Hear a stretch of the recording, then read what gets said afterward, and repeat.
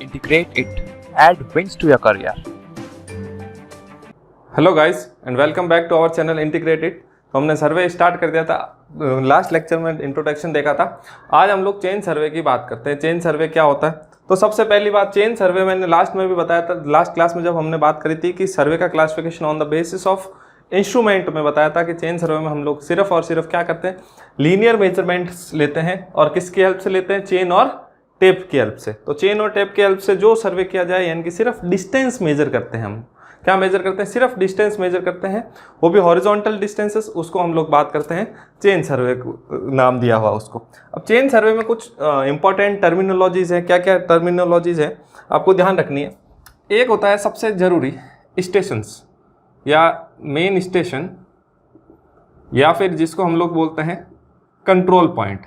Last class में बताया था कंट्रोल पॉइंट्स क्या होते हैं। अब वो कंट्रोल पॉइंट्स तो क्या था कि जियोडेटिक सर्वे से करते थे, लेकिन वो लार्ज स्केल की बात होती है। लेकिन चेन सर्वे कभी भी लार्ज स्केल पे नहीं होता, ये हमेशा स्मॉल स्केल पे होता है। अब ये स्मॉल स्केल, या फिर हम लोग बात करें कि लार्ज स्मॉल एरिया में, एक्चुअली स्मॉल स्केल नहीं, स्मॉल एरिया के लिए होता है।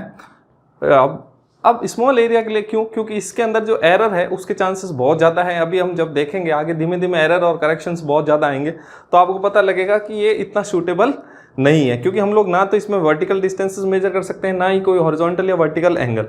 तो डिस्टेंस मेजरमेंट जब भी हम लोग करते हैं तो उसमें सबसे ज़्यादा करेक्शन या फिर एरर के चांसेस रहते हैं। तो इसलिए ये हमेशा छोटे एरिया के लिए, या कोई जिसका इंपॉर्टेंस कम है उस एरिया के लिए हम लोग इसको करते हैं। यानी कि छोटा काम जब भी होगा तब हम करेंगे।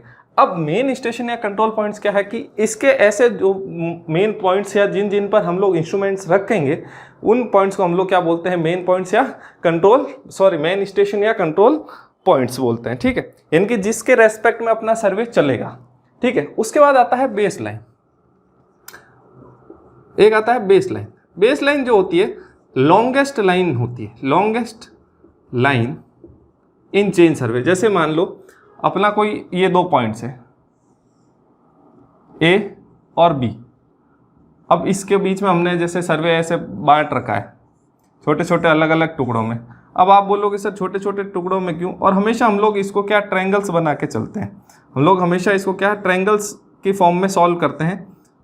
अब ट्रायंगल्स के फॉर्म में इसलिए कि आसान रहता है, ट्रायंगल्स की फॉर्म में, छोटे छोटे ट्रायंगल्स की फॉर्म में डिवाइड करके करते हैं। तो अब आपको देख के क्या लग रहा है कि इसमें सबसे लॉन्गेस्ट लाइन कौन सी है?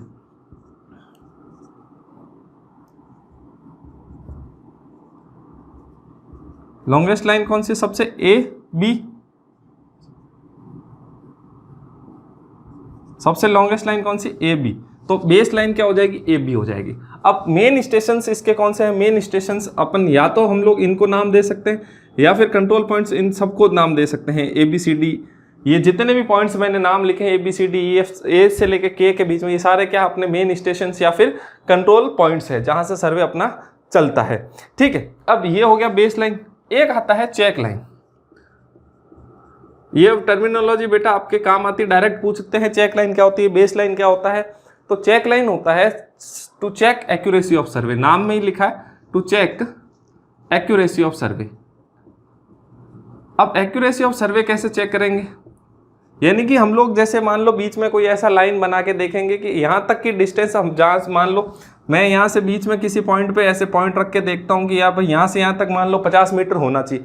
अब वो 50 मीटर है कि नहीं? मैंने इससे देखा 10 आ रहा है, इससे देखा 20 आ रहा है, और यहाँ से भी बीच में डिस्टेंस 20 है, तो ऐसे तो 50 हो रहा है। लेकिन ए से मैं इस पॉइंट के बीच में डायरेक्ट अगर डिस्टेंस मेजर करूँ तो वो 50 आ रहा है कि नहीं आ रहा है। ऐसा कुछ जो लाइन होती है उसको हम लोग बोलते हैं टू चेक लाइन बोलते हैं उसको, to check the accuracy of survey. आपसे यही पूछेगा चेक लाइन क्या होता है, तो सर्वे की एक्यूरेसी मेजरमेंट करने के लिए काम आता है।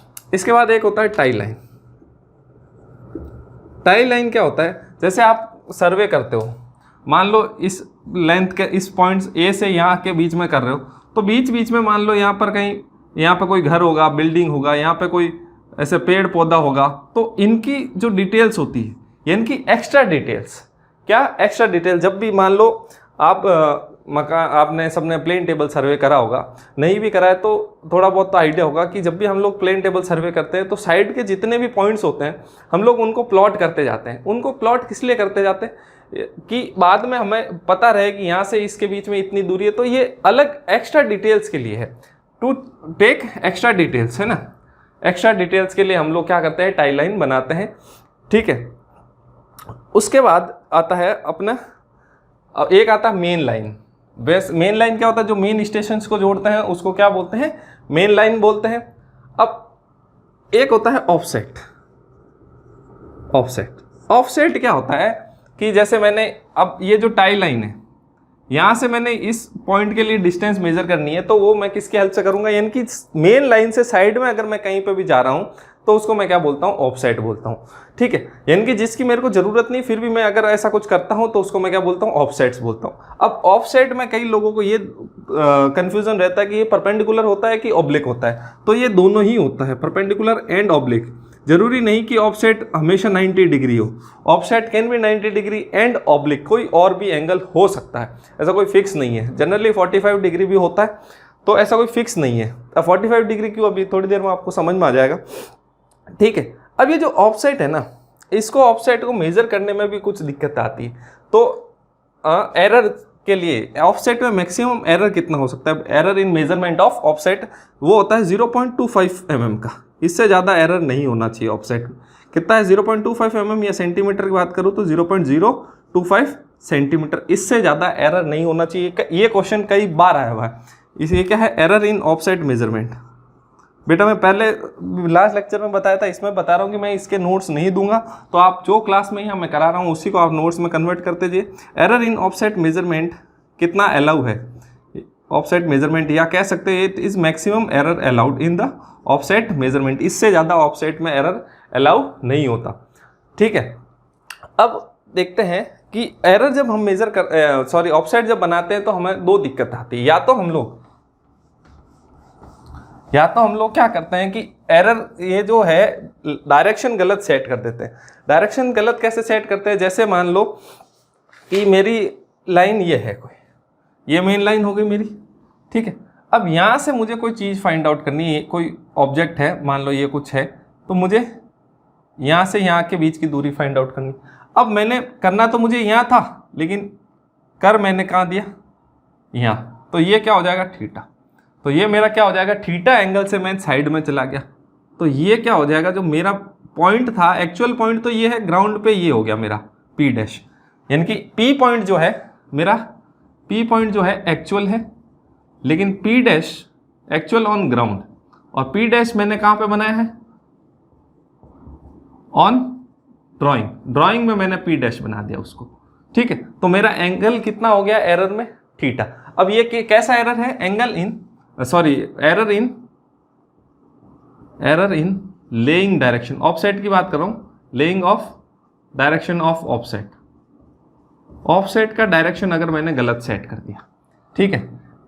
अब मान लो इसकी जो स्केल है, अब स्केल है मान लो 1 centimetre equals to S metre में, ठीक है, 1 centimetre equals to S metre, ठीक है।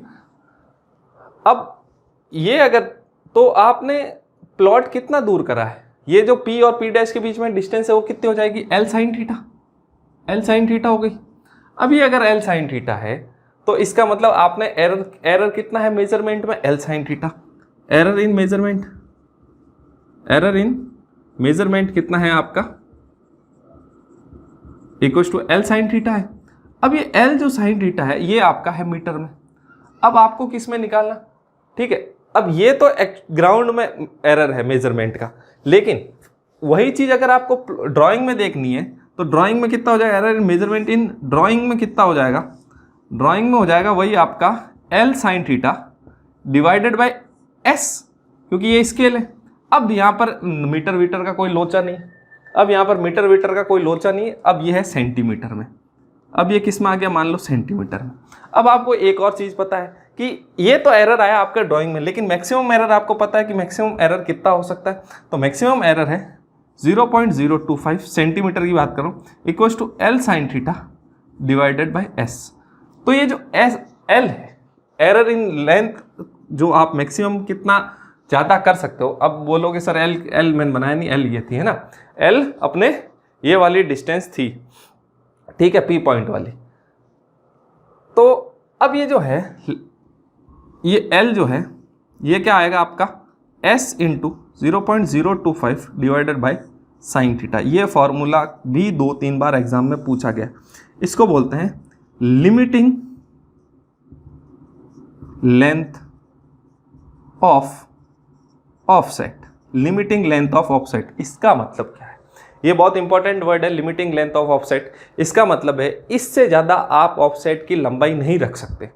इससे ज़्यादा आप ऑफसेट की लंबाई नहीं रख सकते। अगर ज़्यादा लंबाई रखोगे तो एरर जो है वो आपका इंक्रीज हो जाएगा, जो कि परमिसिबल नहीं है, ये ध्यान रखना है। और ये लिमिटिंग लेंथ ऑफ ऑफसेट ये कब है? ये कब है? जब आपका एरर जो है सिर्फ लेइंग इन डायरेक्शन है, सिर्फ और सिर्फ, यानी कि आपने डायरेक्शन अलग डायरेक्शन में चले गए, जिस डायरेक्शन में जाना था उसमें नहीं गए। लेंथ आपने सही मेजर करी है लेकिन डायरेक्शन आपने गलत मेजर कर लिया, तो तब ये है L equals to S into 0.025 upon में साइन थीटा। ये है लिमिटिंग लेंथ ऑफ ऑफसेट। लेकिन अगर ये गलती आपने डायरेक्शन में भी करी और आपने उसमें भी करी, लेंथ में भी, ठीक है, तो आपका लिमिटिंग लेंथ ऑफ ऑफसेट इनकी मैक्सिमम आप कितना रख सकते हो? ये पहला हो गया। सेकंड है error in both direction of laying and length measurement. तब क्या होगा? अब इसका मतलब क्या है? अब भाई वही, अब मैं इसी डायग्राम में बना देता हूं। अब इस सॉरी नया ही बना देता हूं। जैसे ये है, आपको ड्रॉ तो क्या करना था, ये P पॉइंट, सॉरी ये L डिस्टेंस। अब आप एक तो क्या चले गए साइड में, अब आप एक तो चले गए साइड में, तो ये हो गया आपका P डैश। तो थीटा तो आएगा ही आएगा, लेकिन आपने लेंथ, आपको P यहाँ तक मेजर करना था। मान लो आप यहाँ चले गए P डबल डैश पे, तब क्या होगा? यानी कि ये आपको क्या है, मेजर क्या करना था, आपको यहाँ तक करना था। आप या तो आगे चले गए P डबल डैश। अब ये P डबल डैश जो है आपका यहाँ पे भी हो सकता है, जरूरी नहीं है आप आगे जाओ, पीछे भी आ सकते हो, यहाँ पे भी हो सकता है P डबल डैश। तो ये कोई भी P डबल डैश आपने मेजर कर लिया, तो आपने गलती कर दी। आपको मेजर करना था P पॉइंट तक, लेकिन आपने क्या करा, P पॉइंट से पहले ही रुक गए या P पॉइंट से आगे चले गए, यानी कि लेंथ में भी गड़बड़ कर दी और डायरेक्शन में तो आपने करी है। तो ये तो डिस्टेंस क्या हो जाएगी, L साइन थीटा है, अपने को पता ही है ऑलरेडी पहले से। तो अब लिमिटिंग लेंथ ऑफ ऑफसेट कैसे निकालेंगे? तो फॉर्मूला वही है भाई, लेकिन इसमें जो है आपको गड़बड़ी क्या हो रही है, आपको निकालना क्या है, कौन सी दूरी निकालनी है। उसमें तो हमें साफ पता था कि एरर इन मेजरमेंट जो है L साइन थीटा है, लेकिन इसमें आपको एरर इन मेजरमेंट नहीं पता है। एरर इन मेजरमेंट जो होगा ये होगा P डैश। क्या होगा? एरर इन मेजरमेंट जो होगा आपका P डैश होगा। अब P डैश होगा तो आपको पता कैसे चलेगा कि भाई P डैश है? तो और ये जो है इसको आप नाम दे दो x, इसको नाम दे दो, ये जो एरर है यानी कि L के अलावा जो डिस्टेंस है वो आपकी x है, L के अलावा जो आपकी डिस्टेंस है वो x है, ठीक है। तो अब आपको क्या निकालना है, एक आपको ये लग रहा है कि ये पाइथागोरस थ्योरम लगा सकते हैं, राइट एंगल ट्राइंगल है। तो राइट एंगल ट्राइंगल में पाइथागोरस थ्योरम कैसे लगाएंगे आप? आपको ये पता है P डैश पता है कि L साइन थीटा है, P dash equals to L sine theta. आपको P डबल डैश भी पता है, नहीं मैंने गलत बना दिया ना, एंगल 90 डिग्री एक्चुअली ये नहीं होगा, तभी मैं सोचूं कुछ गड़बड़ हो रहा है। एंगल 90 डिग्री आपका ये होगा। अब आपको लग ये नहीं रहा, बट एक्चुअली जो है एंगल 90 डिग्री जो है ये वाला होगा। अब डायग्राम में आपको भले ही ना लगे तो आप चाहो तो इसको आगे ऐसे एक्सटेंड कर सकते हो। एक बार वापस बना लेता हूँ, थोड़ा गड़बड़ हो गया। मतलब एंगल जो है मैंने यहाँ से मेज़र कर लिया ना, मेरे को मेज़र तो इस हिसाब से करना है। तो ये P डैश, क्योंकि गलती तो मैंने ये करी है, ये तो एक्चुअल है, एक्चुअल से कैसे होगा, तो ये 90 डिग्री होगा। तो ये जो होगा P डबल डैश जो है वो आपका L साइन थीटा हो जाएगा, ठीक है। और अब आपको जो मेज़र करना है एक्चुअली P डैश मेज़र करना है, P डैश आपको मेज़र करना है। और आपको ये पता है कि P डबल डैश जो है वो कितना है, x है। तो P डबल डैश कैसे, P डैश कैसे हो जाएगा? पाइथागोरस थ्योरम लगाएंगे तो P dash equals to under root of P dash P double dash का square plus P P double dash का स्क्वायर। तो पी पी डैश ये कितना है l sine theta, l sine theta का स्क्वायर प्लस ये कितना है एक्स स्क्वायर। पर ये क्या है, ये है आपका ऑन ग्राउंड, ये है error on ground. Error on ground क्या है पी पी डैश, ठीक है। अब आपका एरर ऑन ग्राउंड ये है, तो एरर ऑन आपका ड्राइंग पे क्या हो जाएगा, तो एरर ऑन ड्राइंग में क्या हो जाएगा, आपको वही ध्यान रखना है कि इसका स्केल क्या है, स्केल वही सेम रखना है 1 centimetre equal to S metre. तो इस हिसाब से आपका ये हो जाएगा under root of l sine theta का square plus x square divided by s. और इसकी लिमिटिंग लेंथ आपको पता है 0.025 equal to under root of l sine theta का square plus x square divided by s. तो ये आपका फॉर्मूला है लिमिटिंग लेंथ ऑफ ऑफसेट, जब आपका जो एरर है दोनों में ही है, डायरेक्शन में भी है और लेंथ में भी है। अब अगर आपको करना है तो आप इसको इधर ले आए, क्रॉस मल्टीप्लाई करके इसका होल स्क्वायर ओपन कर सकते हैं। तो ऐसा आ जाएगा 0.025 इंटू एस का whole square equal to L sine theta का स्क्वायर प्लस एक्स स्क्वायर। तो अगर आपको एल निकालना है तो ये एक्स स्क्वायर इधर आ जाएगा, फिर उस पर अंडर रूट लग जाएगा, डिवाइडेड बाय साइन थीटा कर देंगे, तो इससे अपना जो है आंसर आ जाएगा। तो ऐसे कई न्यूमेरिकल भी इन पे न्यूमेरिकल्स भी आया हुआ है। ये तो जनरली डायरेक्ट फार्मूला पूछता है, लेकिन इन दोनों पे न्यूमेरिकल्स भी आते हैं। छोटा न्यूमेरिकल आएगा सिंपल, जिसमें आपको सारी चीज़ें गिवन होगी और एक आध चीज़ आपको फाइंड आउट करनी है। जनरली वो लिमिटिंग लेंथ ऑफ ऑफसेट बोल देते हैं, या फिर कभी कभी आपको स्केल निकालना होगा, या फिर कभी कभी आपको थीटा निकालना है। थीटा यहाँ पर सिर्फ और सिर्फ डिग्री में रखना है, आपको रेडियंस में नहीं रखना है। सर्वे में आपको कई जगह ये दिक्कत आएगी कि यहाँ पर एंगल किस में रखना है, थीटा में या रेडियन में। तो यहाँ पे जो एंगल है वो रखना है थीटा में, जहाँ रेडियंस में होगा वहाँ मैं रेडियंस में बता दूंगा आपको। जनरली लेवलिंग के अंदर हम लोग रेडियंस में रखते हैं एंगल, यहाँ पर थीटा में ही रखेंगे, सॉरी डिग्री में रखेंगे। तो ये हो गया। अब एक वर्ड आता है सर्वे चेन सर्वे में, वेल कंडीशनड ट्रायंगल। क्या आता है, वेल कंडीशनड ट्रायंगल। अब ये वेल कंडीशन ट्रायंगल क्या होता है, कईयों को बस ये पता है कि वेल कंडीशन ट्रायंगल होता क्या है, पर उसका यूज नहीं पता। वेल कंडीशनड ट्रायंगल,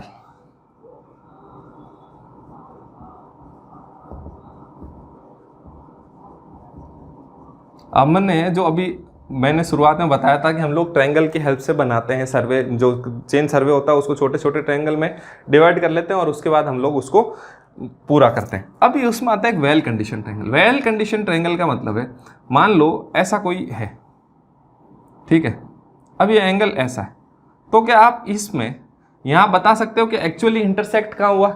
नहीं बता सकते आसानी से। और एक इसमें देखो, आप ज़्यादा आसानी से किसमें बता सकते हो कि इंटरसेक्ट, ये दोनों एग्जैक्टली कहाँ पर इंटरसेक्ट हुए हैं, तो इसमें आप आसानी से बता सकते हो कि यहाँ पर इंटरसेक्ट हुआ। लेकिन इसमें आप ये जो है इसमें थोड़ी रेंज आ जाती है आपके पास। तो यही है कि वेल कंडीशन ट्रायंगल का मतलब है कि ऐसा ट्रायंगल बनाओ कि जिससे आपको पॉइंट ऑफ इंटरसेक्शन, यानी कि चेन लाइंस के बीच में पॉइंट ऑफ इंटरसेक्शन आपको एग्जैक्टली पता लग सके, ठीक है। अगर पॉइंट ऑफ इंटरसेक्शन आपको क्लियरली पता नहीं लग रहा, इट मीन्स वो वेल कंडीशन ट्रायंगल नहीं है। क्या है, पॉइंट ऑफ इंटरसेक्शन आपको एग्जैक्टली फाइंड आउट करना होता है, ठीक है। तो ये एंगल बहुत कम था यहाँ पर, ये जो ट्रायंगल है इसका एंगल जो था बहुत कम था यहाँ पर, ठीक है। तो इसमें आपको यहाँ पर पता नहीं लगा, लेकिन यहाँ पर एंगल ज़्यादा है, आपको आसानी से पता लग गया। तो अगर जनरली एंगल जो है थीटा अगर लेस देन 30 डिग्री है and theta is greater than 120 degree, तो उसमें आपको एंगल ऑफ या पॉइंट ऑफ इंटरसेक्शन निकालने में बहुत दिक्कत होती है। क्या होती है, बहुत ही ज़्यादा दिक्कत होती है। कब? पॉइंट ऑफ इंटरसेक्शन निकालने में एंगल बहुत छोटा हो या एंगल बहुत ज़्यादा बड़ा हो। अगर एक एंगल बहुत ज़्यादा बड़ा हो जाएगा तो दूसरे अपने आप ही छोटे हो जाएंगे, तो इस कंडीशन में आपको दिक्कत होती है। तो इसमें वेल कंडीशन ट्रायंगल की प्रॉपर्टी क्या है कि theta should be between 30 to 120 degree, 30 से 120 के बीच में होना चाहिए। ये वेल कंडीशन ट्रायंगल की रिक्वायरमेंट है। और अगर कभी कभी पूछ ले बेस्ट वेल कंडीशन ट्रायंगल कौन सा होता है, वो होता है इक्विलेटरल ट्रायंगल। इक्विलेटरल ट्रायंगल जो होता है बेस्ट वेल कंडीशनड ट्रायंगल होता है। यानी कि अगर आपके सारे एंगल 60 डिग्री है तो वो आपका सबसे बेस्ट है। तो जनरली तो होना चाहिए एंगल जो है 30 से 120 के बीच में। अगर 30 से नीचे है कोई भी एक एंगल, मान लो जैसे ये आपका मान लो 20 डिग्री होता, ये 40 होता और ये मान लो 120 होता, तो ये जो है वेल कंडीशन ट्रायंगल नहीं है। ठीक है, अगर आपका एंगल का कॉम्बिनेशन ऐसा है 90 हो गया, 45 हो गया, 45, ये वेल कंडीशन ट्रायंगल है, या 95 हो गया, 40 हो गया, 45 हो गया, ये वेल कंडीशन ट्रायंगल है। इट मतलब यही ध्यान रखना, ना तो 30 डिग्री से कम होना चाहिए, ना 120 डिग्री से ज़्यादा होना चाहिए किसी भी कंडीशन। अगर इनके बीच में है तो ही वो कंडीशन, वो ट्रायंगल क्या है, वेल कंडीशन ट्रायंगल है, otherwise it is not a well condition triangle. और वेल कंडीशन ट्रायंगल का मतलब क्या है कि आपको जो है पता point of intersection clearly visible होगा अगर ट्रायंगल वेल कंडीशन है तो अब मैं ये बार बार पॉइंट ऑफ इंटरसेक्शन क्यों बोल रहा हूँ कि ये वाला क्वेश्चन है ना बहुत बार आ चुका है कि वेल कंडीशन ट्रायंगल की कंडीशंस क्या होती है, कि एंगल कितना होना चाहिए, या सबसे बेस्ट वेल कंडीशन ट्रायंगल कौन सा होता है, ये सबको पता है।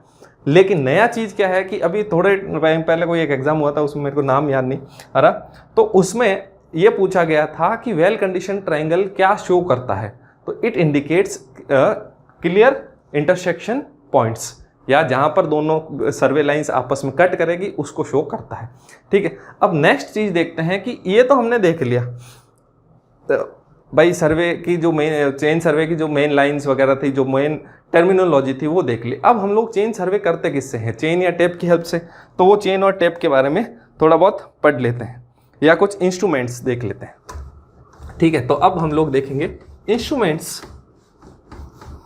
Of chain survey.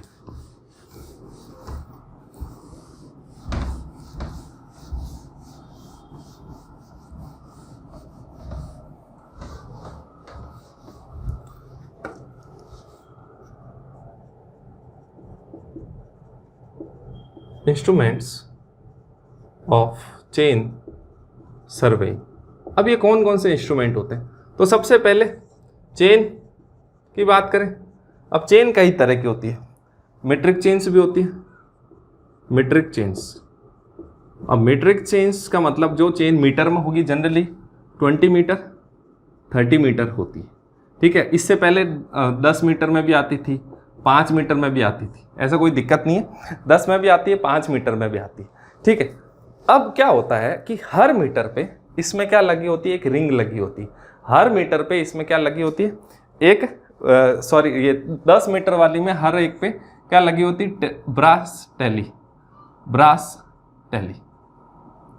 अब ये ब्रास टैली कैसी होती है कि जैसे 1 मीटर पे और 9 मीटर पे सेम होगी, 2 मीटर पे और 8 मीटर पे सेम होगी, और 3 मीटर 7 मीटर पे सेम होगी, 4 मीटर एंड 6 मीटर पे सेम होगी। यानी कि कहने का मतलब है कि चेन किधर से ही पकड़ो आपको पता लग जाएगा कि भाई इधर से 1 मीटर ये है, इधर से 1 मीटर ये है, तो आपको कंफ्यूजन नहीं होगा, इसलिए क्या होता है, सेम होता है।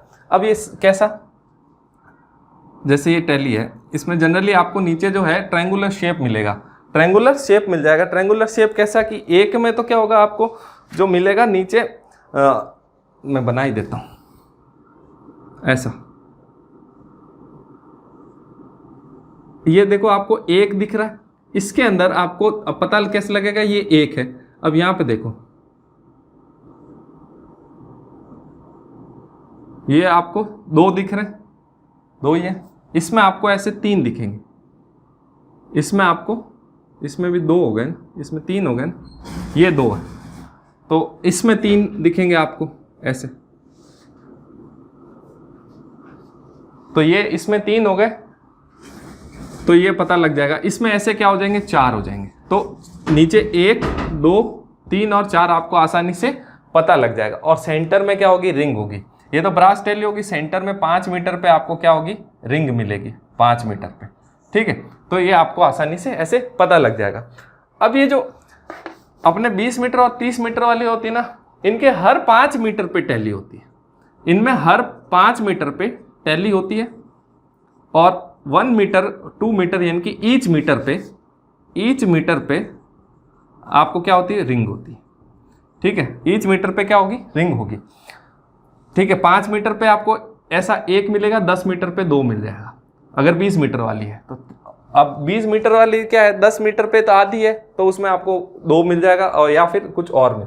और 30 मीटर में सेंटर कहाँ पे है, 15 मीटर पे, तो आपको पता लग जाएगा ऐसे, ठीक है। अब क्या होता है, कभी कभी इनकी टॉलरेंस पूछ ली जाती है। क्या पूछ ली जाती है? टॉलरेंस, कि किसकी कितनी टॉलरेंस है।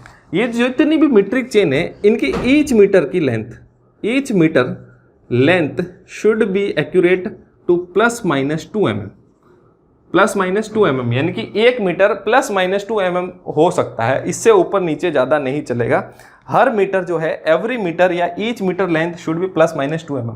और अगर एज अ होल चेन की बात करें तो 20 मीटर वाली जो होती है उसमें +-5 mm, और 30 मीटर वाली जो होती है उसमें +-8 mm का टॉलरेंस अलाउड है। टॉलरेंस है ना, ये पूछा जाता है, ये पूछा जाता है। तो ये सवाल तो कई बार आ चुका है, 20 मीटर और 30 मीटर वाला कई बार आ चुका है, ये अभी तक नहीं आया। 10 मीटर वाला भी आ चुका है, 10 मीटर के लिए होता है 3 mm, 10 मीटर के लिए कितना होता है, 3 mm होता है। तो ये चीज़ें आपको ध्यान में रखनी है टॉलरेंस के बारे में, ठीक है। अब अगर मैं आगे बात करूं तो ये तो हो गया चेन के बारे में, बात हो गया मीट्रिक चेन। अब अगर बात करें लिंक्स की, कितने मतलब उसको डिवाइड जो होता है कितने में होता है, तो ये जो मीट्रिक चेन होती है, आपको डायग्राम दिख रहा होगा मीट्रिक चेन का। अब जो ये मीट्रिक चेन होती है ना, इसमें जो अगर हर मीटर की बात करूँ, ईच मीटर पे 5 लिंक्स होते हैं, ईच मीटर के 5 लिंक्स होते हैं, यानी कि ईच मीटर जो है डिवाइडेड इंटू 20 सेंटीमीटर के 5 पार्ट्स होंगे, 20 सेंटीमीटर इंटू 5, यानी कि हर एक लिंक की लेंथ कितनी होती है, 20 सेंटीमीटर। अगर एक लिंक 20 सेंटीमीटर का है तो 5 लिंक मिलके कितना बनेंगे, 1 मीटर। तो अगर आपसे पूछा जाए कि 20 मीटर चेन में कितने नंबर ऑफ लिंक्स होंगे, तो हर मीटर में 5 है, तो 5 × 20 करो तो 100 लिंक्स हो जाएंगे 20 मीटर में। और वही अगर आपसे 30 मीटर पूछे तो वही आपको 5 × 30 करना है, यानी कि 150 लिंक्स हो जाएंगे। ये पूछा जाता है कि 30 मीटर चेन में कितने नंबर ऑफ लिंक्स होते हैं, 100 मीटर चेन में 20 मीटर चेन में कितने नंबर ऑफ लिंक्स होते हैं। तो 20 मीटर में 100 लिंक्स, 30 मीटर में 150 नंबर ऑफ लिंक्स। इसके अलावा जो आती है अलग अलग चेन आती है, रेवेन्यू चेन होती है एक। क्या होती है? Revenue chain. रेवेन्यू चेन ये जो होती है 30 मीटर की होती है, 33 फीट लॉन्ग होती है, 33 फीट लॉन्ग होती है और 16 लिंक्स होते हैं, 33 फीट लॉन्ग एंड 16 लिंक्स, ठीक है। एक इंजीनियर्स चेन होती है। इंजीनियर्स चेन जो होती है वो जो होती है अपने 100 फीट की होती है, 100 लिंक्स होते हैं इंजीनियर्स चेन। इंजीनियर्स चेन जो होती है 100 फीट एंड 100 लिंक्स। एक होती है आपकी गंटर्स चेन या सर्वेयर चेन। क्या होती है?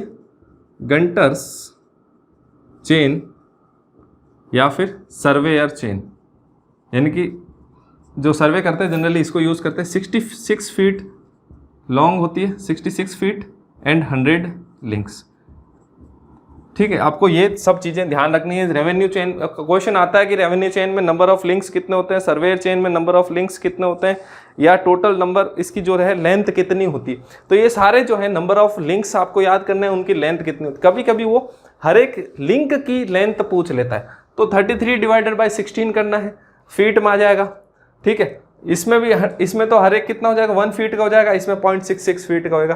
तो अब इसका नाम रेवेन्यू चेन क्यों पड़ा? तो आपने एक पोस्ट सुनी होगी पटवारी, है ना। जो पटवारी जो होता है उसके पास रेवेन्यू चेन होती है। और किस काम पटवारी क्या काम करता है? कैडेस्ट्रल सर्वे करता है। पटवारी कौन सा काम करता है? कैडेस्ट्रल सर्वे। तो रेवेन्यू डिपार्टमेंट जो होता है, पटवारी किसके अंडर में आता है? रेवेन्यू डिपार्टमेंट के अंदर आता है, इनकी हिंदी में बोले तो राजस्व विभाग के अंदर आता है। तो वो जनरली कैडेस्ट्रल सर्वे करता है। कैडेस्ट्रल सर्वे क्या होता है? अपने किसी की पर्सनल प्रॉपर्टी या प्रॉपर्टी की जो बाउंड्री होती है उसको जो डिसाइड करता है उसको हम लोग बोलते हैं कैडेस्ट्रल सर्वे। तो वो क्या होता है? कैडेस्ट्रल सर्वे बोलते हैं उसको। तो ये तो हो गया चेन के बारे में बात। अब मैं बात करता हूँ टेप के बारे में, ठीक है। तो चेन का ये लिंक्स वगैरह आपको सब बेटा याद रखने हैं, कितना नंबर ऑफ लिंक्स होते हैं, उसकी क्या क्या कहते हैं लेंथ होती है, और हर एक लिंक की लेंथ भी आपको पता होनी चाहिए।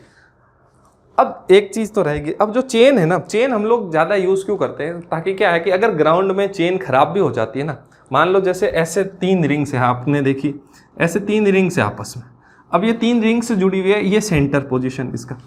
अब क्या है, इस जो भी टेली या कुछ कोई एक्स्ट्रा रिंग होगी ना वो सेंटर वाली से होती, बाद में ये ऐसी, फिर यहाँ पर ऐसी, तो ये जो है इसके सेंटर से लेके इसके सेंटर ये है 20 सेंटीमीटर, ठीक है। अब ये जो है ना, और साइड में क्या होता है मैं बता ही देता हूँ, ऐसा सबसे एंड में जो होता है ऐसा ब्रास का हैंडल होता है, ठीक है। अब ये ब्रास के हैंडल पे यहाँ पर इस हैंडल पे लिखा होता है कि ये 20 मीटर है, 30 मीटर है, कितना है, और ये जो टोटल लेंथ जो बताई ना मैंने 20 मीटर या 30 मीटर, इस हैंडल के बाहर से इधर जो हैंडल होगा उसके बाहर तक होती है, इधर इस हैंडल के बाहर से इस हैंडल के बाहर तक होती है, ये टोटल लेंथ जो होती है आउट टू आउट होती है, ठीक है। तो यहाँ पर हैंडल पे लिखा होता है 20 मीटर है कि 30 मीटर। अब ये सूटेबल क्यों है, इसका यूज़ इतना क्यों करते हैं कि मान लो कभी ये रिंग्स यहाँ से खुल भी जाए तो आप ग्राउंड में भी उसको रिंग को सही कर सकते हो। मान लो आपकी रिंग चपटी हो गई, यानी कि ये रिंग ऐसी हो गई, तो आप इसको वापस ओपन कर सकते हो। अगर मान लो एक आध कोई रिंग बीच में से निकल गई, तब आप क्या कर सकते हो, इन रिंग्स को ऐसा कर सकते हो, तो आपकी लेंथ जो है आप सही कर सकते हो इन ग्राउंड। इसलिए ज़्यादातर हम लोग इसको यूज़ करते हैं, यानी कि ग्राउंड में अगर टूट फूट जाए तो भी हम लोग उस चेन को काम में ले सकते हैं सही करके, ठीक है। बाकी चीज़ों को हम लोग नहीं ले सकते। सेकेंड जो आता है टेप आता है, ठीक है। टेप कई तरह की होती है, एक सबसे जो कमज़ोर होती है वो क्लॉथ और लिनन टेप बोलते हैं उसको, लिनन टेप। जो अपना टेलर होता है ना, टेलर के पास ये वाली चेन होती है क्लॉथ या लिनन टेप। अब क्या होती है, इसको ग्राउंड में काम में ले नहीं सकते क्योंकि कपड़े की होती है तो ख़राब हो जाएगी, ग्राउंड में टूट फूट जाएगी, या झाड़ियों वाड़ियों में फंस गई तो वैसे ख़राब हो जाएगी। सेकेंड जो होती है मेटलिक, ये मेटल की बनी होती है। अब मेटल की है तो ग्राउंड में क्या होगा, जंग वगैरह लगने के चांसेस रहते हैं, ठीक है। तो ये सब दिक्कतें होती है, क्लॉथ और लिनन टेप में हो गया, मेटलिक में हो गया। तीसरा जो है अपना स्टील टेप, इसमें इतना दिक्कत नहीं आता, लेकिन जो चौथे नंबर होती है सबसे बेस्ट, ये होती है इनवार टेप। बेस्ट है, बेस्ट क्यों, क्योंकि इस पे जो है एनवायरमेंटल इफेक्ट जो होंगे सबसे कम होंगे। ना तो टेम्परेचर का इस पे कुछ इफेक्ट होता है, ना बारिश वगैरह का इस पे कुछ इफेक्ट होता है। ऐसा क्यों, ये ऐसा किससे बनी हुई होती है वो सवाल पूछा जाता है। तो इसके अंदर जो होता है 36% निकल होता है, तो पीछे कितना बच गया 64%। अब क्या होगा 64% स्टील होगा, ठीक है। तो ये 36% निकल होता है एंड 64% इसमें क्या होता है, स्टील होता है। पूछा जाता है इनवायर टेप में क्या होता है। अब इस पे टेम्परेचर इफेक्ट क्यों नहीं होता, क्योंकि इसका थर्मल एक्सपेंशन कोफिशिएंट क्या है, वेरी लो। कौन वेरी लो है, थर्मल एक्सपांशन कोफिशिएंट जो है इसका, यानी कि टेम्परेचर, अब थर्मल एक्सपांशन कोफिशिएंट से ही टेम्परेचर का इफेक्ट पता चलता है। अगर थर्मल एक्सपेंशन कोफिशिएंट किसी का बहुत कम है, इट मीन्स उस पर टेम्परेचर का इफेक्ट भी सबसे कम होगा।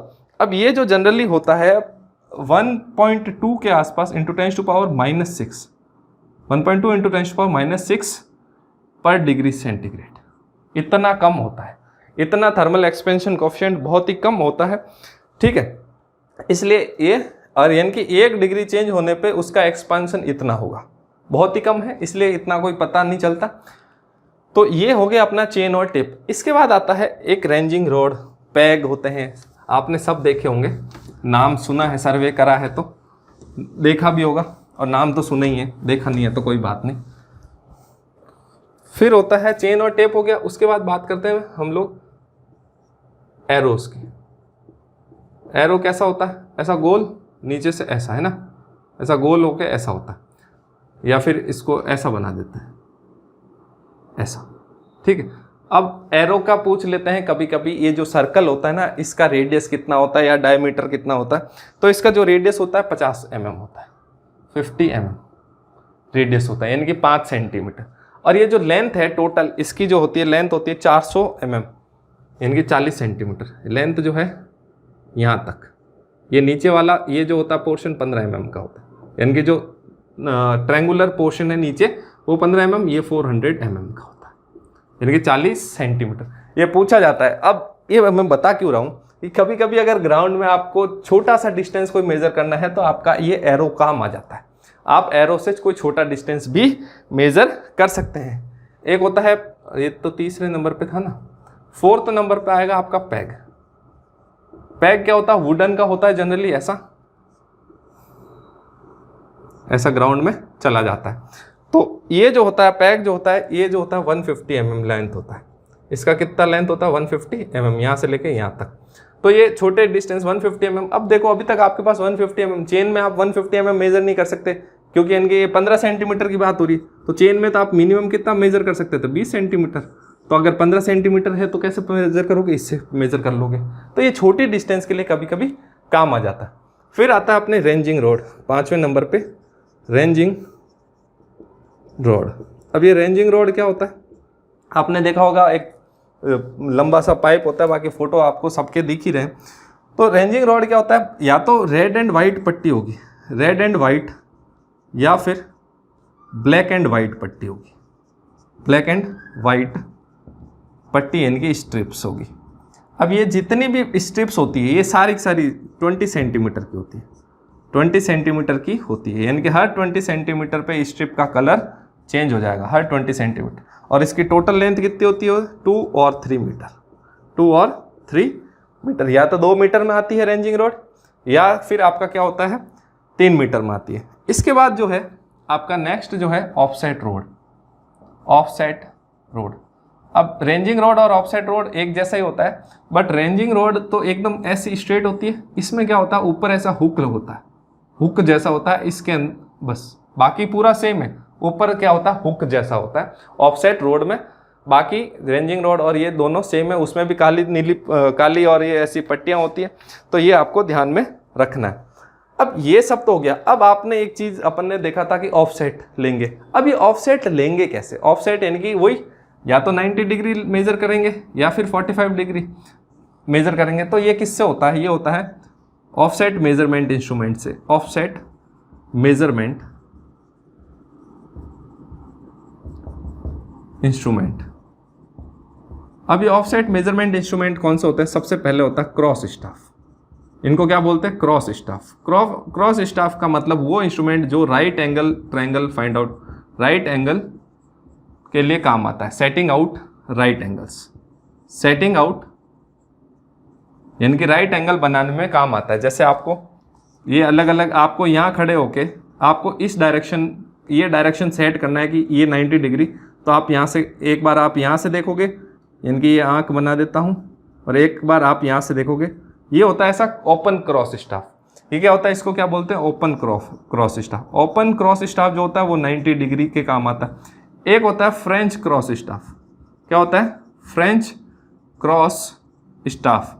अब ये जो होता है 90 डिग्री वाला तो काम आता ही है, साथ में 45 डिग्री और 135 डिग्री के भी काम आ जाता है। यानी कि अगर आपसे पूछ ले 45 डिग्री पे अगर आपको कोई सेट करना है तो आप कैसे करोगे, तो उसके लिए आपको फिर ज़रूरत पड़ेगी ओपन फ्रेंच क्रॉस स्टाफ की। किसकी ज़रूरत पड़ेगी, फ्रेंच क्रॉस स्टाफ की। एक होता है ऑप्टिकल स्क्वायर, एक क्या होता है ऑप्टिकल स्क्वायर। अब ये ऑप्टिकल स्क्वायर क्या होता है, ये फ्रेंच क्रॉस स्टाफ 90 45, एक होता है ऑप्टिकल स्क्वायर। इधर बना देता हूँ, आई होप आप लोगों को समझ में आ रहा होगा, मज़ा आ रहा होगा। बेटा इससे ना तो ज़्यादा मैं डिटेल में जा सकता हूँ। अब एक चीज़ है, यहाँ पर मैं डेरिवेशन वगैरह एक भी चीज़ नहीं कराऊंगा, है ना। कई चीज़ों में बीच में डेरिवेशन आएगा वो नहीं कराऊंगा, जैसे अभी आगे करेक्शंस आएंगे तो वहाँ पर डेरिवेशंस आएंगे, वो नहीं कराऊंगा, डायरेक्ट फार्मूला लिखूंगा, ठीक है। एक आता है ऑप्टिकल स्क्वायर। ये पूछता है कि ऑप्टिकल स्क्वायर किस पे बेस्ड है, डबल रिफ्लेक्शन। वर्ड याद रखना है, ऑप्टिकल स्क्वायर जो है बेस्ड किस पे है, डबल रिफ्लेक्शन। अब डबल रिफ्लेक्शन का क्या मतलब हुआ, इसके अंदर क्या होता है, ऐसे कांच लगे होते हैं। अगर आप यहाँ से देखोगे कोई रेज आएगी तो यहाँ से टकरा के वो यहाँ जाएगी, फिर आपको यहाँ पर दिखेगा, तो ऐसे आपका राइट एंगल सेट होता है। तो ये क्या है, एक तरह का मिरर टाइप है। तो डबल रिफ्लेक्शन होता है ऑप्टिकल स्क्वायर में, ये भी 90 डिग्री के काम का है। एक आता है prism square. Prism square, prism square जो होता है ये हमेशा किस पे काम करता है, टोटल इंटरनल रिफ्लेक्शन पे, TIR यानी कि टोटल इंटरनल रिफ्लेक्शन। चारों चीजें क्रॉस स्टाफ की बता रहा हूं। ओपन क्रॉस स्टाफ जो होता है 90 degree measurement, 90 degree setting out में काम आता है, यानी कि right angle. French cross staff जो होता है 45, 90, 135 तीनों में काम आ सकता है। ऑप्टिकल स्क्वायर जो होता है बेस्ड होता है डबल रिफ्लेक्शन पे 90 डिग्री। प्रिज्म स्क्वायर बेस्ड होता है टोटल इंटरनल रिफ्लेक्शन पे, और ये भी 90 डिग्री के ही काम आता है। तो ये कुछ बेसिक चीजें हैं, आपको पता होनी चाहिए। इसके बाद नेक्स्ट टॉपिक क्या लें, हाँ, अगर आप मान लो ये तो सारा हॉरिजॉन्टल डिस्टेंस वगैरह मेजर हो गया। कभी कभी क्या होता है, आप सिंपल अगर ग्राउंड पे हो तो थोड़ा ग्राउंड क्या होता है, अनड्यूलेटिंग होता है, यानी कि ऐसा, या फिर जनरली ऐसा थोड़ा बहुत स्लोप हो गया। तो ये आप क्या करोगे, आपको तो डिस्टेंस चाहिए ए से बी के बीच में, लेकिन अब ये तो ग्राउंड कैसा ऐसा स्लोपी, तो आप ए से बी तो फाइंड आउट कर नहीं पाओगे, तो आप क्या फाइंड आउट करोगे, ए से सी। तो इसका मतलब आपको डिस्टेंस ये मेजर करनी थी एल, आपने मेजर कर ली एल डैश। अब ये तो आपको पता ही है कि L dash is always greater than L. तो ऐसा क्या इंस्ट्रूमेंट है जिससे आपको ये पता चल जाए या फिर आपको ये एंगल पता लग जाए, तो इसके लिए होता है क्लिनोमीटर। क्या होता है, क्लिनोमीटर, या फिर एबनी लेवल, यानी कि स्लोपिंग ग्राउंड पे एंगल मेजरमेंट का काम कौन करता है, क्लिनोमीटर या एबनी लेवल। किस पे, स्लोपिंग ग्राउंड पे मेजरिंग ऑफ एंगल कौन करेगा, क्लिनोमीटर या फिर एबनी लेवल। वर्ड्स याद रखने, ये जितने भी इंस्ट्रूमेंट्स है ना, ये छोटे छोटे इंस्ट्रूमेंट्स पे ही डायरेक्ट क्वेश्चन आता है सर्वे में, ठीक है, और सबसे सरल सब्जेक्ट है, ऐसा कुछ नहीं है, ठीक है। अब इसके बाद हम लोग देखते हैं नेक्स्ट टॉपिक क्या ले, पहले इसको रफ करते करते याद आ जाएगा।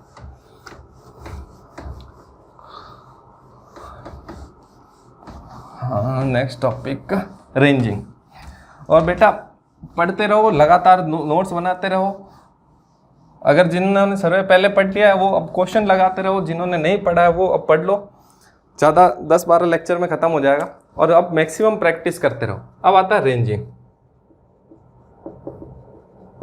अब जो वर्ड अपन ने रेंजिंग रॉड काम में ली थी, अब रेंजिंग रॉड क्या है, जैसे मान लो मेरे को ए टू बी मेजर करना है, मेरे को क्या मेजर करना है, ए टू बी, ठीक है। अब मान लो ये 105 मीटर है, अब ये क्या है 105 मीटर, तो मैं एक रेंजिंग रॉड यहाँ रखूँगा, एक रेंजिंग रॉड यहाँ रखूँगा, ताकि मेरे को पता लगे कि दोनों पॉइंट अब सीध में। तो चेन मेरे को यहाँ लगानी। अब मेरे पास 105 मीटर की चेन तो है नहीं, मेरे पास तो चेन कितनी, या तो 20 मीटर की है या 30 मीटर की है। तो मेरे को पता कैसे चलेगा भाई, तो मैं क्या करूँगा, मेरे को मिनिमम रेंजिंग रॉड की रिक्वायरमेंट कितनी है, तो सबसे पहले एक रेंजिंग रॉड यहाँ रखूँगा, दूसरी रेंजिंग रॉड यहाँ रखूँगा। जैसे कि अगर अपन देखा जाए तो ऐसे, यानी कि दोनों एकदम ऐसे सीध में रखूँगा, और फिर मैं यहाँ से देखूँगा कि ये दोनों एकदम एक ही डायरेक्शन में है कि नहीं, ये पता लग जाएगा।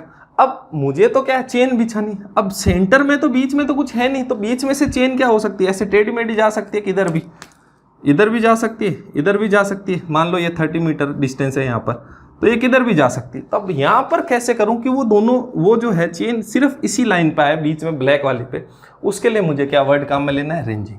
यानी कि मुझे एक और रेंजिंग रोड यहाँ बीच में कहीं लगानी होगी, यहाँ एक और रेंजिंग रोड यहाँ लगानी होगी। पहले रेंजिंग रोड में यहाँ लगाऊंगा, तो उससे मेरे को पता लग जाएगा कि भाई अब मैं जब इस रेंजिंग रोड से इन तीनों रेंजिंग रोड को देखूं, तो मुझे ये पीछे वाली दोनों दिखनी ही नहीं चाहिए। पहली इस तरफ से देख रहा हूँ तो मुझे ये 2 नंबर और 3 नंबर दिखनी नहीं चाहिए।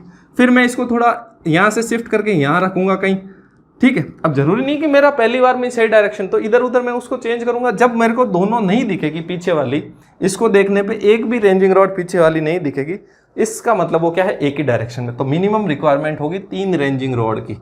मुझे मिनिमम कितनी रेंजिंग रॉड चाहिए, 3। इसी को मैं क्या बोलता हूँ, रेंजिंग बोलता हूँ। कब करूँगा, जब मेरी जो चेन है जितनी डिस्टेंस मेजर करनी है उससे छोटी है। रेंजिंग कब जरूरत पड़ती है, जब जो चेन है वो छोटी है जितनी डिस्टेंस मेजर करनी है, ठीक है। अब ये हो गया। अब रेंजिंग में कभी कभी आपको दिक्कत आती है, या फिर चेन सर्वे में दिक्कत क्या आती है, चेन सर्वे में प्रॉब्लम, ठीक है। अब आती है एक प्रॉब्लम, ऑब्स्टेकल्स की प्रॉब्लम आती है। ऑब्स्टेकल्स यानी कि बीच में कुछ न कुछ आपके ऐसी प्रॉब्लम आ गई जिसकी वजह से आप जो है इस रेंजिंग रॉड को, जो बी पॉइंट है, आप बी पॉइंट को देख नहीं पा रहे हो। अब ऐसा क्या हो सकता है, या तो बीच में से ये जो ग्राउंड है, या तो बीच में से ऐसा कि भाई ये ऐसा ऊपर उठा हुआ, बीच में से मान लो कहीं से भी ऐसा ऊपर उठा हुआ, तो आपको ए से आप बी देखना चाहोगे, आपको दिखेगा नहीं। या फिर बीच में से कोई बिल्डिंग आ गई, ठीक है, ऐसा हो सकता है। या तो आपको ये दिखे ना, कैसा ऑब्स्टेकल हो सकता है, फर्स्ट जो है नॉट विजिबल, नॉट इंटरविजिबल बोलूंगा। विजिबल तो होगा आपको कहीं ना कहीं से, नॉट इंटरविजिबल यानी कि ए और बी आपस में, ए पे खड़ा हूं तो बी नहीं दिख रहा, बी पे खड़ा हूं तो ए नहीं दिख रहा। या तो ऐसा हो सकता है नॉट इंटरविजिबल, या फिर मुझे क्या दिक्कत आएगी कि भाई बीच में ये भाई साहब यहाँ पर कोई नदी नाला है, तो मैं चेन लगा ही नहीं सकता। अगर चेन लगा ही नहीं सकता बीच में, यानी कि ये तो नॉट इंटरविजिबल, और दूसरा not ranging not possible, ranging not possible. तो ये इंटरविजिबल वाला ऑब्स्टेकल किसका है? ये जो है इंटरविजिबल वाला ऑब्स्टेकल चेन एज का है कि रेंजिंग का है? और ये वाला किसका है? अब ये जो है ये चेन एज नॉट पॉसिबल आएगा, रेंजिंग नहीं, चेन एज, यानी कि चेन नहीं लगा सकता। तो ये जो है ऑब्स्टेकल है चेन एज ऑब्स्टेकल, यानी कि जहां पर चेन नहीं लगा सकता, ये है जो रेंजिंग ऑब्स्टेकल है। पूछा जाता है रेंजिंग ऑब्स्टेकल कौन सा होता है? Chainage. Chainage obstacle उसको बोलते हैं जब हम लोग बीच में चेन से डिस्टेंस मेजर नहीं कर सकते, या तो खाई होगी गहरी, या फिर नदी वगैरह है, या बीच में तालाब वगैरह आ गया, तो तालाब के ऊपर आप चेन लगा नहीं सकते, ठीक है। तो ऐसी कंडीशन में। और रेंजिंग में कब होगा? जब आपको पॉइंट्स जो होंगे इंटरविजिबल नहीं होंगे, तब आप क्या करोगे? इनडायरेक्ट रेंजिंग करोगे। क्या करोगे? Indirect ranging. उसके लिए वर्ड्स अब रेंजिंग जो होती है दो तरह की होती है, डायरेक्ट रेंजिंग एंड इनडायरेक्ट, ठीक है। अब डायरेक्ट रेंजिंग तो क्या है कि ये दोनों पॉइंट विजिबल है, तब आपने रेंजिंग रॉड की हेल्प से कर ली, या फिर डायरेक्ट रेंजिंग या तो रेंजिंग रॉड की हेल्प से कर लिया आपने, या फिर आपका आता है एक लाइन रेंजर इंस्ट्रूमेंट है, उससे हो जाती है, ठीक है। दिखने में क्रॉस स्टाफ जैसा होता है पर होता नहीं क्रॉस स्टाफ, ठीक है। अब दूसरा है इनडायरेक्ट। इनडायरेक्ट रेंजिंग में आप क्या करोगे? आप मान लो आपको इसके आसपास कोई सी पॉइंट दिख रहा है यहाँ पर, तो आप पहले सी को देखोगे, फिर यहाँ से ऐसे जाओगे बी पे, ऐसे करोगे, तो इसको बोलते हैं इनडायरेक्ट रेंजिंग, ठीक है। तो डायरेक्ट रेंजिंग में जब आपको विजिबल होंगे दोनों पॉइंट इंटरविजिबल होंगे, तभी आप डायरेक्ट रेंजिंग करोगे, अदरवाइज आप क्या करोगे? इनडायरेक्ट रेंजिंग से जाओगे वहां पर, ठीक है। तो चेनेज के ऑब्स्टेकल पता लग गया, जहां पर चेन नहीं बिछा सकते, नदी नाले ऐसे बीच में कुछ खाई वगैरह आ गई। और रेंजिंग के ऑब्स्टेकल कौन से हैं? जब आपको दोनों पॉइंट विजिबल नहीं होंगे, जैसे बीच में जंगल आ गया, बिल्डिंग आ गई, ऐसा कोई आ गया, ठीक है। तो इसके बाद जो नेक्स्ट है, अब नेक्स्ट क्या है?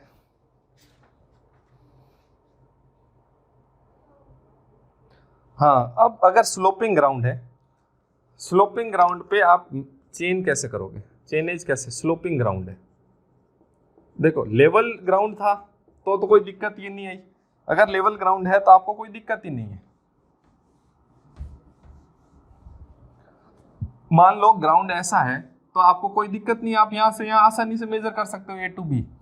लेकिन मान लो आपका ग्राउंड जो है ऐसा है, या फिर कैसा हो सकता है? ऐसा, या तो अपसाइड, या तो ऐसा हो सकता है, या ऐसा हो सकता है, तो आप कैसे करोगे? तो जब भी ऐसा होता है ग्राउंड, तो आपको स्लोपिंग ग्राउंड पे करने में दिक्कत आएगी। तो स्लोपिंग ग्राउंड में आप दो तरीके से कर सकते हो रेंजिंग, या तो स्टेपिंग मेथड से। स्टेपिंग मेथड, स्टेपिंग मेथड का क्या मतलब है? जैसे मान लो आपने पहले यहाँ रखा, यहाँ से आपको ये पॉइंट जाना है, तो आपको चाहिए हॉरिजॉन्टल डिस्टेंस, तो यहाँ पर आप फिर क्या रखोगे? प्लम बॉब, तो आपको ये पॉइंट पता लगेगा। फिर आपको यहाँ जाना है, तो फिर आप यहाँ से ऐसे चेन रखोगे, यहाँ पर एक प्लम बॉब लटकाओगे, तो इससे ये पॉइंट विजिबल होगा। फिर आपको यहाँ से ऐसे जाना है, तो ये ऐसे, फिर यहाँ से प्लम बॉब, फिर ये ऐसे, फिर यहाँ से ऐसे प्लम बॉब, फिर ये ऐसे, फिर यहाँ से ऐसे प्लम बॉब, तो आपको नीचे वाला पॉइंट पता लगता है। प्लम बॉब क्या बताता है? एकदम एग्जैक्टली उसी के नीचे जाता है, वर्टिकल होता है। प्लम बॉब लाइन हमेशा क्या होती है? वर्टिकल लाइन होती है to the surface of earth के, यानी कि 90 डिग्री होती है to the normal, to the surface of earth के हमेशा नॉर्मल होती है प्लम बॉब लाइन, ये आपको ध्यान रखना है, ठीक है। अब ये हो गया स्टेपिंग मेथड। अब स्टेपिंग मेथड दो तरह से हो सकता है, या तो जैसे अभी हमने करा, क्या कह रहे हैं हम? डाउन हिल गए, डाउन हिल, या फिर अब आगे वाला पोर्शन क्या होगा? Up hill. तो दो तरह से हो सकता है, अप हिल या फिर डाउन हिल। तो डाउन हिल जो है ये हमेशा बेटर है, बेस्ट मेथड है, इसमें गलतियों के चांसेस कम रहते हैं। अगर आप इसमें जाओगे तो इसमें आपको रेंजिंग रोड यहाँ से हवा में पकड़नी, फिर यहाँ ऐसे जाओगे, फिर यहाँ ऐसे पहले पकड़ोगे, फिर ऐसे, तो उसमें क्या होता है? थोड़ा अप हिल में दिक्कत ज्यादा रहती है in comparison of down hill. तो डाउन हिल मेथड जो है स्टेपिंग मेथड में बेस्ट मेथड है फॉर रेंज चेनिंग। चेन सर्वे में डाउन हिल मेथड, अगर स्लोपिंग ग्राउंड है तो down hill method best method है, ठीक है। या फिर आप एंगल फाइंड आउट कर लो, या फिर आप ऐसे एंगल फाइंड आउट कर लो। तो एंगल फाइंड आउट कर लोगे, तब एंगल कैसे कर लोगे? क्लिनोमीटर या एबनी लेवल से। तो ये हो गया। इसके बाद अब करेक्शंस, अब क्या आएंगे? अपने करेक्शंस आएंगे। तो अपन ने लास्ट क्लास में देख लिया था एरर्स एंड करेक्शन क्या होता है। एरर का ऑपोजिट होता है करेक्शन। अगर एरर पॉजिटिव है तो करेक्शन कैसा होगा, नेगेटिव होगा। अगर एरर पॉजिटिव है तो करेक्शन कैसा होगा, नेगेटिव। अब ये करेक्शन किस में करेंगे, चेन। अब क्या क्यों करेक्शन करेंगे, या तो चेन जो है वो छोटी बड़ी हो गई, या हमने ग्राउंड में ज्यादा जोर लगा दिया, या ग्राउंड मेरा कैसा एंडुलेटिंग है, ऐसा कुछ भी होगा, तब मेरे को इनकी जरूरत पड़ेगी। तो करेक्शंस, ये लास्ट टॉपिक है, करेक्शंस। ठीक है, अब करेक्शन क्यों जरूरत पड़ी, तो सबसे पहला जो करेक्शन है वो है स्टैंडर्डाइजेशन करेक्शन।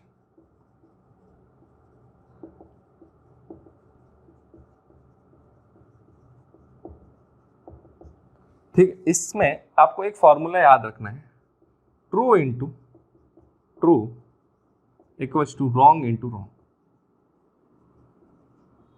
अब ये है क्या, मैं आपको बताता हूं।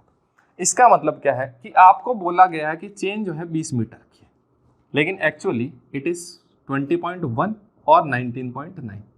ग्राउंड में आप जब गए, आपको बोला जो चेन दी आपको कि 20 मीटर की, लेकिन अगर एक्चुअली में वो 20 मीटर की नहीं है, तो इसका मतलब इसकी जो डेजिग्नेटेड लेंथ है L जो है ट्रू या फिर डेजिग्नेटेड लेंथ ऑफ चेन, जो चेन पे लिखी हुई है वो चेन या फिर टेप जो लिखी हुई है वो आपके 20 मीटर है, एक्चुअली नहीं है। ठीक है भाई। अब स्मॉल l का मतलब होता है true length of line, length of line, या आप जिसकी मेजर कर रहे हो उसकी इतनी होनी चाहिए। आपने मेजर तो क्या करी, आपने अगर इससे मेजर करोगे तो कुछ और आएगी, लेकिन एक्चुअली जब 20 से करोगे तो कुछ और आएगी। तो 20 मीटर से जब करोगे तो जो आ रही है वो होती है ट्रू लेंथ ऑफ लाइन। फिर आएगा L डैश, एक्चुअल या फिर रॉन्ग लेंथ ऑफ चेन या फिर टेप। ठीक है, चेन या टेप की रॉन्ग लेंथ। और L डैश क्या हो जाएगा, L डैश हो जाएगा आपका वही स्मॉल l डैश जो है measured length of line, measured length of line, यानी कि L into small l equals to L dash into small l dash. तो capital small l equals to L dash into capital L dash by L। तो ये होता है आपका standardisation correction. ये क्या होता है आपका स्टैंडर्डाइजेशन करेक्शन। ठीक है, ये आपको फॉर्मूले में आपको बस ये याद रखोगे, true equals to true, true into true equals to wrong into wrong. जो सही है इक्वल्स टू गलत, गलती और सही दोनों आपका बराबर है, तब आपको ये फॉर्मूला अप्लाई करना है। ठीक है, अब चीज क्या है कि आपको कुछ और चीजें भी ध्यान रखनी है। कभी कभी पूछ ले, वो बोल देता है करेक्शन पर चेन लेंथ। क्या बोल देता है, करेक्शन पर चेन लेंथ। इसी में बात करूं मैं, करेक्शन पर चेन लेंथ। अब करेक्शन पर चेन लेंथ कैसे पता लगेगी, वो पता लगेगी। अब करेक्शन में मैंने आपको क्या कल फॉर्मूला दिया था, वो दिया था CTM, यानी कि ट्रू माइनस मेजर्ड। ट्रू यानी कि आपको जो है वो है L माइनस L डैश। तो ये है करेक्शन पर चेन लेंथ। ठीक है, ये करेक्शन क्या है, पर चेन लेंथ। इसको हम लोग बोलते हैं C, स्टैंडर्डाइजेशन को CA से डिनोट कर। तो CA जो है करेक्शन पर चेन लेंथ है, या C नॉट बोलते। L माइनस L डैश है। अब करेक्शन पर चेन लेंथ होना 20 चाहिए, है कितना, ये मेजर्ड। ठीक है, अब आप एक चीज देखो, अब हर लेंथ में मान लो ट्रू तो उसकी 20 मीटर है और एक्चुअली में वो 20.1 मीटर है, तो करेक्शन कितना हो जाएगा, माइनस का 0.1 मीटर। ठीक है, अब आपने मेजर जो करी, ट्रू जो है आपको निकालनी है, और आपने जो मेजर्ड करी वो 400 मीटर है।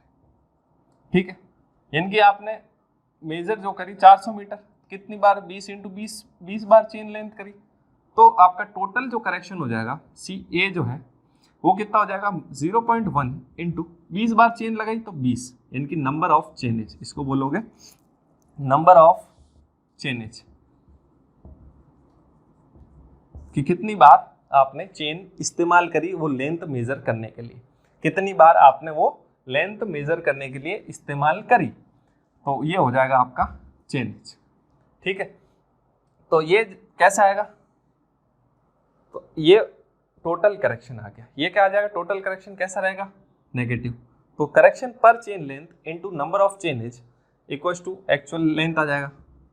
एक्चुअल लेंथ कैसा आ जाएगा, या ट्रू लेंथ कैसा आ जाएगा, ऑफ लाइन कैसा आ जाएगा, करेक्शन पर chain length into number of chain as. ये आपको ध्यान रखना है कि एक बार में आपको कितना बार जरूरत पड़ रहा है। अगर इसमें देखोगे आप तो आपको क्या पता लग जाएगा फिर, तो भाई अगर फॉर्मूले में ही देखना है तो इसको ऐसे लिख देंगे L minus L dash into small l dash by L, small l dash by L. तो ये कैसा हो जाएगा, small l dash by L में आ जाएगा। ठीक है, नहीं स्मॉल एल डैश बाय ये आ जाएगा, कौन सा, l, small l dash by l आ जाएगा। ठीक है, तो ये टोटल करेक्शन हो जाएगा। तो ये हो गया total standardisation correction.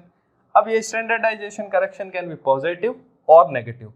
Can be positive और नेगेटिव कैसे, अगर जो चेन है डेजिग्नेटेड चेन की लेंथ से ज्यादा होगी तो करेक्शन क्या होगा, नेगेटिव। ठीक है, तो करेक्शन क्या होगा, नेगेटिव या पॉजिटिव, तो करेक्शन होगा नेगेटिव। यहां पर उल्टा है, तो करेक्शन होगा पॉजिटिव। अगर आपकी जो चेन लेंथ है वो अगर लंबी है एक्चुअल से तो आपको क्या होगा, करेक्शन पॉजिटिव, और अगर छोटी है तो करेक्शन कैसा होगा, नेगेटिव। ठीक है, ये तो हो गया स्टैंडर्डाइजेशन करेक्शन। सेकंड करेक्शन हम लोग देखते हैं। अगर आपको यहाँ ये माइनस वाला कंफ्यूजन हो रहा है तो आप चाहो तो हटा सकते हो, ऐसे कोई दिक्कत वाली बात नहीं है। यहाँ पर आप पॉजिटिव नेगेटिव ऐसे ही चलने दो।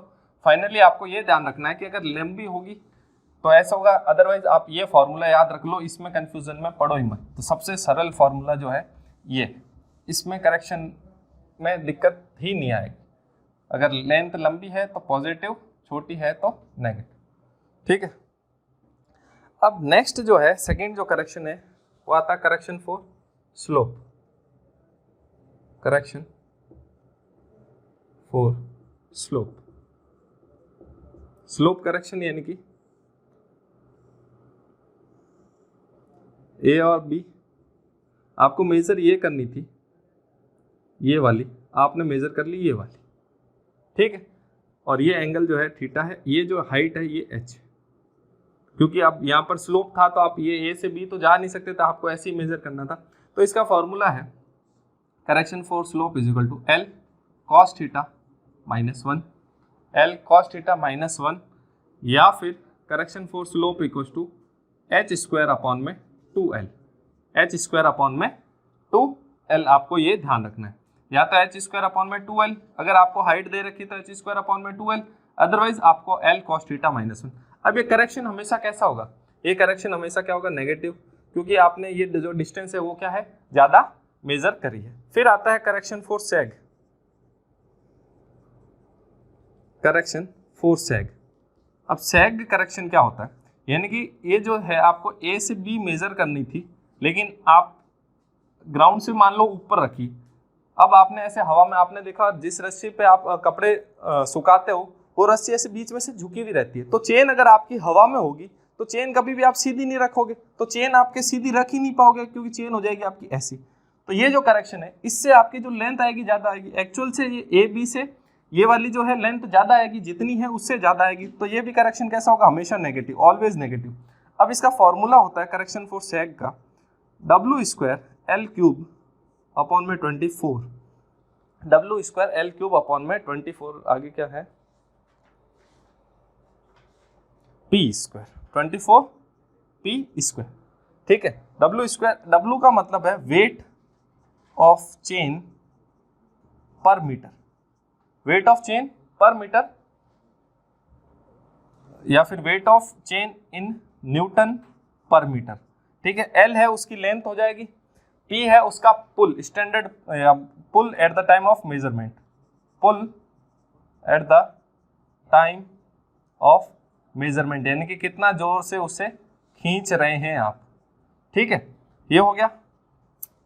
एक आता है चौथे नंबर पे correction for tension, correction for tension. अब करेक्शन फॉर टेंशन क्या होगा, यानी कि सी, या इसको पुल भी बोलते हैं, करेक्शन फॉर पुल या टेंशन। तो Cp equals to Tm Pm minus P not. अब Pm minus P not into L upon में AE। Pm क्या होगा, correction pull at the time of measurement, P not क्या है, pull at the time of standardisation. जब बनाया है वो P not at the time of measurement, P M हो जाएगा, एल उसकी लेंथ हो जाएगी, ए है उसका क्रॉस सेक्शन एरिया, और ई जो है उस जिससे बनी हुई है उसका क्या हो जाएगा, अपने मेजर उसका क्या हो जाएगा, मॉड्यूलस ऑफ इलास्टिसिटी। ठीक है, अब ये पॉजिटिव नेगेटिव हो सकता है। अगर पी एम मेजरमेंट के टाइम पी एम जो है ग्रेटर देन पी नॉट है तो पॉजिटिव, इनकी ज़्यादा खींच लिया तो P naught greater than P M है तो नेगेटिव। ठीक है, ये आपको ध्यान रखना है। फिर जो है 5वें नंबर पे सैग हो गया, एक आएगा mean sea level correction, mean sea level correction, mean sea level correction, यानी कि अब देखो, अब भी जब भी हम अपना पृथ्वी पर सरफेस कैसा है उसका ऐसे स्फीरॉइडल है, पर अपन क्या मानते हैं, प्लेन मानते हैं, तो उसकी वजह से जो गड़बड़ होती है वो जो सरफेस, वो जो करेक्शन होगा वो किस में आएगा, correction for mean sea level. इसका जो फॉर्मूला होता है वो होता है LH अपॉन में R, CH इसको बोलते हैं CH equal to LH upon में R। L लेंथ हो गया, H जितना उसका जितनी हाइट पे है वो, और R हो गया रेडियस ऑफ अर्थ, R हो गया अपना रेडियस ऑफ अर्थ हो जाएगा। तो ये अपने को ध्यान में रखना है।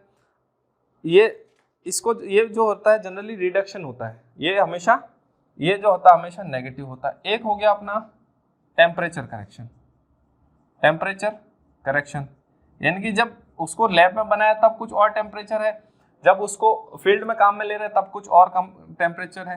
तो CT equals to alpha into TM minus T naught into alpha L, TM minus T naught into alpha L. Alpha क्या है, पहले अपन ने थोड़ी देर पहले देखा था ना, थर्मल एक्सपेंशन कोफिशिएंट है, alpha is thermal expansion coefficient है, alpha is thermal expansion coefficient है। ठीक है, तो ये अपने को ध्यान रखना है। अब एक आता है नॉर्मल टेंशन, अब वो करेक्शन नहीं है, करेक्शन इतना ही है। ठीक है, एक आता है नॉर्मल टेंशन। नॉर्मल टेंशन क्या होता है, नॉर्मल टेंशन में आपको ये और ये जो है दोनों को, सैग और टेंशन या सैग और पुल वाले को क्या करना है, आपको बराबर पुट करना है। सैग या पुल वाले को नॉर्मल टेंशन में बराबर पुट करना है। तो W square L cube divided by 24 P square equals to PM minus P not into L upon में A E। ठीक है, W square L cube upon में 24 P square into PM minus P naught upon में। ठीक है, अब यहाँ पर L दोनों यही सेम होगा है ना बेटा, L यहाँ पर सेम होगा, ये अपने को ध्यान में रखना है। ठीक है, तो ये हो जाएगा अपना नॉर्मल टेंशन, इसमें जब बराबर पुट करेंगे तो आ जाएगा, ये भी PM होता है। तो इसी के साथ अपना जो है चेन सर्वे का सारा कंप्लीट हो गया। इसके बाद एक बार हम लोग कंपास सर्वे पढ़ेंगे और उसके बाद हम लोग क्या करेंगे, क्वेश्चंस करेंगे। तब तक के लिए thank you for watching our channel. Please like, share and subscribe if you like the video. Thank you everyone. Thank you for watching the video. Please like, share and subscribe the channel Integrated.